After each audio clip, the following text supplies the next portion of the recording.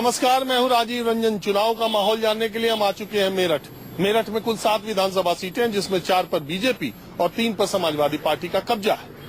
मेरठ की सबसे ज्यादा चर्चित सीट है सरधना, क्योंकि युवा हिंदू नेता की छवि बना चुके संगीत सोम यहाँ से विधायक हैं और अखिलेश और शिवपाल गुट ने समाजवादी पार्टी के अलग अलग कैंडिडेट, अलग अलग उम्मीदवार यहाँ से उतारे हैं। बीएसपी ने इमरान कुरैशी को अपना उम्मीदवार बनाया है। तो सरधना की लड़ाई बहुत दिलचस्प है। तो चलिए चलते हैं और देखते हैं कि सरधना के मैदान जंग का माहौल क्या है। शहरों में नेताओं से और दूसरे लोगों से बात करना अलग बात है। गांव की पगडंडियों पर, खेत में जो लोग काम करते हैं, उनसे बात करना अलग बात है चुनाव के बारे में। तो इस वक्त मैं एक ऐसी पगडंडी पे हूँ, मेरे पीछे गन्ने का खेत है और ये सारे किसान लोग हैं जो यहाँ बैठकर मेरे आने से पहले ताश खेल रहे थे। तो आप ये बताओ, हंस क्यों रहे हो यार? अरे तो ताश तो गांव में जी हमारे गांव में सबसे ज्यादा वोट तो है भाजपा की। नहीं, मैं ये कह रहा हूँ ताश तो टाइम पास करेंगे जब अपने और क्या करें, भेज लेने कुछ। तो मैं ये कह रहा हूँ कि ये चुनाव को लेके माहौल क्या है अभी इधर? हमारे इधर जी, हमारे इधर तो इसका मुलायम सिंह का माहौल है। मुलायम का कहाँ? अब तो अखिलेश का माहौल चल रहा है। वही तो जी, वही है। यहाँ वोट है 2 की, भाजपा के हिंदू देंगे, मुसलमान देंगे, इसके अखिलेश की। यू नीति हमारे यहाँ तो और कुछ नहीं। ये हिंदू मुस्लिम पर वोट तो नहीं पड़ना। नहीं, हम जी न्यू इलेक्शन जब कर रखे जी, हमारे शहर में यू है जी, कर रखे, हम क्या करें? जब हमारा गाँव इधर कहीं उत्तर प्रदेश में यू नारा है क्या? यू नारा है जी उत्तर प्रदेश में तो नहीं। अच्छा, पश्चिमी उत्तर प्रदेश। हाँ जी, यू तो नारा है जी। बताओ गलत करा का? ये वो सपोर्ट दे, वो सपोर्ट दे, जो झूठ बोल रहे गलत बात है। बात तो यही है। अब ये भी बताओगा अखिलेश यादव का भतीजा। नहीं, ये नहीं, हम तो बता। आप बताओ, आप क्या कह रहे हो? यहाँ तो बसपा के साथ है जी। बसपा के साथ है पहले से ही। अच्छा, आप बसपा के? हाँ जी। आप तो नए आदमी हो, आप बताओ आपकी समझ से क्या लगता है? ये लोगों की सोच बेकार है। नो हिंदू मुस्लिम का इलेक्शन है, ये सब बेकार है। हम जो है हमारा अखिलेश यादव, उसके साथ विकास अच्छा करा है तो उसके साथ है हम। शुरू में जो विकास अच्छा करेगा उसी के साथ रहेंगे हम। हिंदू मुस्लिम का किसी का भेदभाव कोई नहीं है यहाँ। ये 2 लोग कुछ कहे, 2 कुछ कहे, उसका कोई मतलब नहीं है, खाली बेकार है वो जी। नहीं, ऐसा थोड़ा चलेगा। नहीं चलेगा जी। जातिवाद का करेंगे तो हिंदुस्तान का बेड़ा गर्क हो जाएगा जी। देखिए, प्यार हिंदुस्तान है, सभी का है। इसमें हिंदू हो या मुस्लिम हो, इसमें सब भाई भाई है। अगर भाईचारे से इस काम को लेकर चलेंगे तो हमारा देश आगे बढ़ेगा। अगर हम इसके इलेक्शन के बारे में हिंदू मुस्लिम या ऐसा करें तो हमारा देश बहुत पीछे हट जाएगा। और पीछे हट जाएगा तो और देश हमें पता नहीं क्या कहेंगे कि हिंदुस्तान तो बहुत बड़ा देश है फिर भी पीछे हट रहा है। तो इस तरह भाईचारे का माहौल बना के रखें और वोट जो जिसे जहाँ दे पर आप आपस में प्यार रखें। बहुत अच्छी बात आपने कही, लेकिन आप ही के गांव के अभी जिनसे पहले बात की, देखिए वो गन्ना जरूर वो क्या कह रहे थे, देख रहे थे? तो भाई ऐसा है, वे जो है उन्हें थोड़ा गुस्सा आता है। गुस्सा ऐसा आता है कि जैसे हमारे गांव में खंबे लगे हुए हैं। हाँ, नहीं थोड़ा। हाँ, उनके बारे की बात कर रहा हूँ मैं। इनमें तो एक वोट नहीं देगा भाजपा कोई इसको। क्या बेचारे, हाँ कुछ भी करवा दे भाजपा वाले। ये झूठ बोल रहे, 1 वोट देने तो भाजपा को। ये झूठ बोल रहे, ये झूठ बोल रहे। क्या झूठ बोल रहे? ये भाजपा को 1 वोट देने के। तो हाँ, वो भाजपा का थोड़ी कह रहे हो, तो कह रहे कि हिंदू मुस्लिम में चुनाव नहीं होना चाहिए, प्यार मोहब्बत से होना तो नहीं चाहिए जी। तो सब तो बच्चा काम तो मोदी करा, मोदी जी को वोट दो। अब मोदी की सुन लो जी। अब मोदी की सुन लो जी। जब बढ़िया गिल्ला है, नहीं बोलो। जब तो बढ़िया काम तो मोदी ने करा। 6,000 खर्चे एक बच्चा पैदा करने में, तो उसे वोट दो। मुसलमान सबसे ज्यादा बच्चे रहेंगे पैदा, गलत करा जी मैं, तो उसे वोट दो। सब भैया मिलकर भाजपा को सपोर्ट करो। देश का जिम्मेदार कौन होगा? वो करा, फिर संविधान खुद काटा, बेचारा अच्छा करा। काला धन को वापस कराओ, वो काला धन वापस लग रहा जी। हाँ जी, अरे गन्ना चूस लेना, पहले बात करता हाँ जी। जो देश को फायदा करा उन्हें तो बच जा, जो एक बिरादरी करो उन्हें तो बच जा। पूरे देश को फायदा करा मोदी जी, उसे वोट दे जी सभी। क्यों? हाँ जी, फायदा इतना करा है। मैं 4 दिन से बैंक में जा रहा था, 5 दिन हो गए जी। अब एक आदमी इसमें अस्पताल में भर्ती था और आज मैं पैसे लेने गया तो मुझे कह दिया कि आधार कार्ड लगाओ जो तुम्हें पैसा मिलेगा। तो मुझे तो यहाँ लगा जी, मैं अब मुझे 2 दिन चक्कर और काटने पड़ेंगे। आधार कार्ड ले जाकर, घर वाली का पहचान पत्र वो ले जाके फिर वहाँ बैंक में करना पड़ेगा। और वो कह रहे पैसा जब मिलेगा जब आप हमने सारे प्रूफ दीजिए। तो हमें क्या अच्छा करा है जी?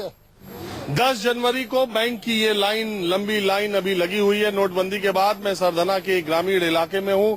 कालंद जगह है जहाँ पर मैं हूँ, ये गांव है और आसपास के 2 किलोमीटर में बताते हैं कि यही एक बैंक है जहाँ लोगों के खाते हैं और कैश अभी भी यहाँ उस तरीके से नहीं आ रहा है। 11 फरवरी यानी 1 महीने के बाद यही लोग फिर लाइन में लगेंगे, तब वोट देने के लिए, अभी नोट लेने के लिए।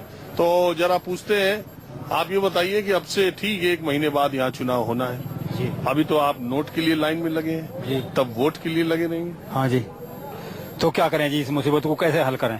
आप ही करेंगे इस मुसीबत को तो हल? अरे हम करेंगे कि इस मुसीबत को मोदी जी करेंगे? हाँ, मोदी जी से कहो तो हम भी कह रहे हैं मोदी जी से, भाई इस समस्या को हल करो। समस्या को हल करो। हाँ, इस समस्या का समाधान तो होना ही चाहिए। कहीं ऐसा ना हो जिस दिन चुनाव उस दिन भी यही लाइन उस दिन में भी लाइन में लगे रहे, कहीं ऐसा ना हो। हाँ, क्या वहाँ वोट देने का चक्कर चलेगा, हम यहाँ लाइन में लगे रहे, तो वोट डालने से पहले पहले ये चक्कर तो खत्म हो जाए। कम से कम ऐसी सुविधा करी जाए जो लोग पैसे से जो है भाई अपना संपन्न हो जाए। अच्छा ताऊ, एक बात बताओ, किसी नेता को वोट मांगना हो, चुनाव प्रचार करना हो, बैंक के सामने आ जाए 200 आदमी तो ऐसे ही मिल जाए। तो वोट क्या देगा? वो तो पैसे के चक्कर में रहेगा, पैसे के चक्कर में रहेगा, पैसे के चक्कर में रहेगा, पैसा मिल जाए उसको। ये समस्या तो हमें ऐसी लग रही है, ये खत्म हो गई। सुबह लाइन में लगे, अभी 3 बज रहे, सुबह से 3 बज रहे, अभी लाइन में ही है हम बस। नहीं, मैं कह रहा किसी नेता को अगर प्रचार करना हो और तो यहीं आके हाथ जोड़ ले, 200 लोगों का हाथ। बस यहीं आकर हाथ जोड़ ले, यही काम हो जाएगा। घर घर पहुंचने की जरूरत नहीं, यहीं लाइन में आकर सब लोगों से मिल ले बस। हाँ, उन नेता को बहुत सहूलियत हो जाएगी जी। तो कोई नेता आया क्या इधर? अभी कोई नेता नहीं आया यहाँ। नेता तो उसी दिन आएंगे जिस दिन उनका मतलब होगा। हाँ, आप क्या कह रहे हो? भाई वोट ही कहा, जब नोट नहीं लाइन लग रही 100 आदमियों की रोजाना, और ये 500 आदमी खड़े, देंगे पूंजीपति आदमी, जो बड़े अभी सुनो तो, जो बड़े पैसे वाले हैं जिनकी कुछ समस्या बैंकों में ही समाधान हो जा, उनसे ले लियो भाई। ताऊ, ये पता कर रहा हूँ ना कि ये जो चुनाव आ गया, अभी तुम्हारे यहाँ 1 महीने के बाद वोट पड़ेंगे। अभी तो नोटी के लिए लाइन में लग रहे, वोट के लिए भी लाइन में लगना फिर? वो तो लाइन में तो लगना पड़े, थोड़ी लिहाज करनी पड़े, तब ही आ जाओ मिलने चिलने वाले। तुम एमपी में हो चाहे सपा में हो, एमपी में हो मतलब बीजेपी में हो, चाहे सपा में हो, चाहे बसपा में हो, तो मैंने क्या मत आया तो दे देंगे भाई। यूँ तो मैं असलियत बात बता रहा। तीनों को बोल देते हो चलो तुमको दे देंगे? तीनों को बोल देता, मैं तो बीजेपी का, मैं बीजेपी का कैंडिडेट हूँ। मैं बुरा नहीं, किसी को कहीं दो, मैं जो बात कर रहा खरी कह रहा सबके सामने। हाँ, आप बताओ। मैं कह रहा हूँ नोट नहीं है तो नेता सब खर्च भी नहीं करेंगे इस बार। हाँ, तो करना भी नहीं चाहिए। वैसे नोट तो मिलेंगे, वैसे दे भी रहे हैं। अब जब बहुत सुविधा हो रही है, वैसे ऐसा कुछ नहीं है सुविधा ना हो। कैश को लेने के लिए यहाँ इतनी लंबी लाइन लगी हुई है बैंक तक। सुबह 7-8 बजे से लोग लाइनों में लगे हुए हैं और अभी 6 बजे से 6-7-8 बजे से लाइन में लगे हुए हैं। तो माहौल क्या रहेगा? माहौल रहेगा जी, यहाँ से उसका शिवाल खास से अखिलेश भैया का अब भी है और फिर भी वही होगा। सरधना सीट को जिस आदमी ने चर्चित किया नए हिंदू नेता के तौर पे, जो पिछले 4 साल में चेहरा बने हुए हैं, वो विधायक हैं संगीत सोम, जो इस बार फिर भारतीय जनता पार्टी से चुनाव लड़ेंगे। संगीत जी, आपकी छवि पश्चिमी यूपी के एक नए युवा हिंदू हृदय सम्राट के तौर पर देखी जाती है, तो क्या चुनाव भी उसी माहौल में लड़े जाएंगे? हाँ, मुझे पता नहीं आप किस माहौल में देखते हैं। मैं तो जिस माहौल में रहता हूँ उसी माहौल में चुनाव लड़ता हूँ और मुझे ऐसा ही माहौल अच्छा लगता है और अच्छी बात है, सबको इकट्ठे करके रहना चाहिए। अब इसमें आप हिंदू अगर इकट्ठा होता है तो आपको उसे खराब लगने लगता है और दूसरे लोग चाहे आजम खान पूरी दुनिया में और ओवैसी पूरी दुनिया में हल्ला मचाते फिरे जाएं, आप उनके बारे में कभी कुछ कहते नहीं है। आपको जैसा चला रहे हैं वैसे चलाएंगे, लेकिन ये सब अच्छा है। लेकिन जब भी आजम खान ओवैसी कुछ बोलते हैं तो तुरंत संगीत सोम को लोग खोजने लगते हैं। उन्हें जवाब संगीत सोम ही दे पाता है और किसी की हिम्मत नहीं है उन्हें जवाब देने की, और इतनी हिम्मत संगीत सोम रखता है तो उन्हें जवाब देता है। अच्छा, अब सवाल ये है कि जिस सीट से आप चुनाव लड़ रहे हैं, समाजवादी पार्टी में अखिलेश ने एक कैंडिडेट अतुल प्रधान, शिवपाल यादव ने एक कैंडिडेट पिंटू राणा दिया, एक पार्टी के 2 कैंडिडेट है मतलब, और हाजी याकूब कुरैशी जो कि बीएसपी के मिनिस्टर, उनके बेटे भी आपके खिलाफ लड़ रहे हैं। तो इस लड़ाई को कैसे देखा जाए? एक पार्टी के 2 कैंडिडेट, एक रह जाएगा क्या? मुझे पता नहीं, अभी तो पार्टी का ही नहीं पता, पार्टी एक रहेगी या दो रहेंगे। और हम तो कहते हैं वो 2 रखें, 4 रखें, 6 रखें, जितने रख सकते हैं उतने रखें। हम जानते हैं भारतीय जनता पार्टी जीती और फिर भारतीय जनता पार्टी जीतेगी। अखिलेश यादव जी जितनी ताकत लगा लें, पिछली बार 3रे नंबर पर उनका प्रत्याशी रहा था, आपके 5वें पर रहेगा। तो हम क्या माने कि आप अपनी ही सीट तक माहौल बनाएंगे या पूरे पश्चिमी यूपी में भी? अब पश्चिम यूपी की बात करते हैं, हम पूरे उत्तर प्रदेश में माहौल बनाएंगे। ये थे संगीत सोम। बातचीत में आपने देखा बहुत तेज है और सियासत में भी बहुत तेज है। कहीं और चलते हैं, देखते हैं माहौल क्या है।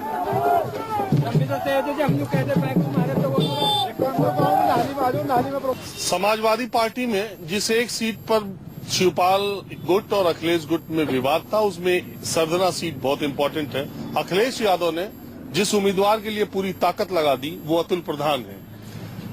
अतुल जी, पहले तो ये बताइए कि यार अखिलेश यादव जो सीएम है वो आपके लिए इतना ईगो क्यों फंसाते हैं? देखिए, हमारे लिए कोई ईगो नहीं फंसा रहे हैं वो। और जहाँ तक ये बात है कि मेरी वजह से कुछ हो रहा है, तो मैं इसमें कहूंगा कि नहीं, आप ही की वजह से नहीं, आप भी एक वजह है। नहीं, मैं हमारी वजह से, तो मैं अपने लिए तो ये कह सकता हूँ कि मेरी वजह से अगर कोई दिक्कत किसी को है तो मैं तो पीछे हटने के लिए तैयार हूँ उसमें। देखिए, इस सीट से समाजवादी पार्टी के 2 उम्मीदवारों के नाम घोषित हुए। एक लिस्ट में आप हैं, दूसरी लिस्ट में पिंटू राणा।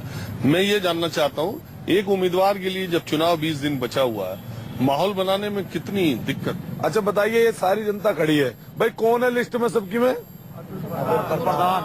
जोर से बताओ, कौन है लिस्ट में? ये लिस्ट में या सिर्फ अतुल प्रधान? यहाँ के लोग पिंटू राणा का नाम लेंगे क्या? पिंटू राणा का पता ही नहीं है किसी को, कौन है वो? संगीत सोम से जो मुकाबला है आपका? अच्छा, मैं क्यों मुकाबला कहूँ उससे? ये जनता बता देगी किसका किसका मुकाबला होने जा रहा है, और 11 तारीख को साबित कर देंगे गरीब गुरबा लोग कि किसके लिए कौन बेहतर है। उनको तो बस एक ही चीज पता है, हिंदू मुसलमान की लड़ाइयां कराना, सांप्रदायिक सौहार्द को बिगाड़ना, लोगों को आपस में बांटना। लेकिन ये जनता इससे त्रस्त आ चुकी है, ये जनता अपने लिए काम चाहती है। तो ये थे अतुल प्रधान, अखिलेश यादव के बहुत राइट हैंड माने जाते हैं और इनके लिए पूरी ताकत भी लगाई है। अब ये अपनी ताकत इस वक्त चुनाव क्षेत्र में लगा रहे हैं। चलिए कहीं और चलते हैं। वक्त एक ब्रेक का, ब्रेक के बाद सरधना से माहौल क्या है जारी रहेगा। तो ब्रेक के बाद मैं एक ऐसे गांव में आया हूं, आप देखिए 4 लोग ताश खेल रहे हैं, 14 लोग ताश देख रहे हैं। और यहाँ पे टाइम पास का सबसे अच्छा तरीका है, आप पश्चिमी यूपी में आएंगे तो ये लोग जम के खेती करते हैं। उसके बाद इन दिनों, जाड़े के दिनों में दोपहर में यही काम होता रहता है।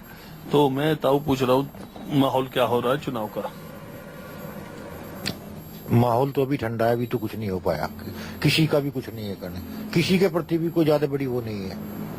किसी की ना कोई लहर है ना किसी की कोई लहर नहीं, न किसी की कोई दीवानगी है, ना अभी कुछ नहीं है। किसी पार्टी की तरफ कोई रुझान नहीं है, कोई रुझान नहीं है किसी भी पार्टी की तरफ कि किस टाइम क्या होगा।